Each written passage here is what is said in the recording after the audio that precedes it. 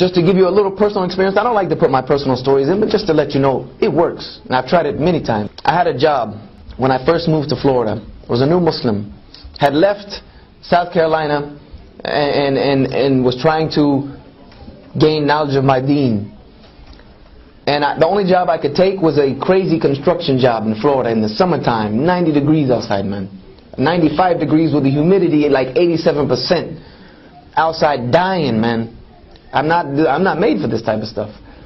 But I was doing it because this was the only job I can find, and I know that Allah subhanahu wa ta'ala will take care of me. I went on Friday and told my boss, look, I gotta go to Jumah. I gotta go. I'm gonna take a long lunch today, but I'll stay late.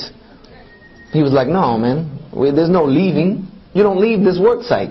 I'm like, look, this is my religious obligation. I have to go to Jumah on Friday. He was like, look, if you leave the job, then you're fired. I said, well, I'll see you in 2 weeks to get my check, because I'm out. And I left. I just left. And I said to myself, Hasbunallah wa ni'mal wakeel. Allah is sufficient for me, man. I don't need, no. I'm not going to violate my deen because I think I need something from the dunya. So I left, went to Jumah, not knowing how I'm going to get another job. Not knowing how I'm going to take care of myself. I went to Jumah. And I was leaving Jumah, and I made the dua. One of the ones that Rasul sallallahu alaihi wasallam is never unheard from Allah subhanahu wa ta'ala. I made one of those. So, Ya Allah, my welfare is in your hands. I walked outside of Jumah, and there was a brother who had just come from Philistine, a sheikh, one of the most knowledgeable brothers I've ever met in my entire existence. And he owned a pizza shop in Al-Quds, in Jerusalem. And he came here to open up a pizza shop and establish his family here because of all the fitna in Jerusalem at the time. And he came up to me, asked what he said, Brother YUSHA, do you have a job right now? I said, actually no, I just quit today. He said, well, I need somebody to work for me. And he hired me on the spot and gave me double what I was making at the construction job.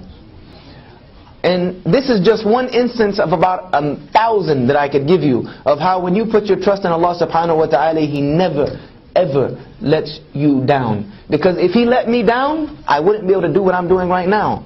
I abandoned 3 to 4 martial arts schools I had running full time in Florida. Doing well off, had more of the dunya than I knew what to do with.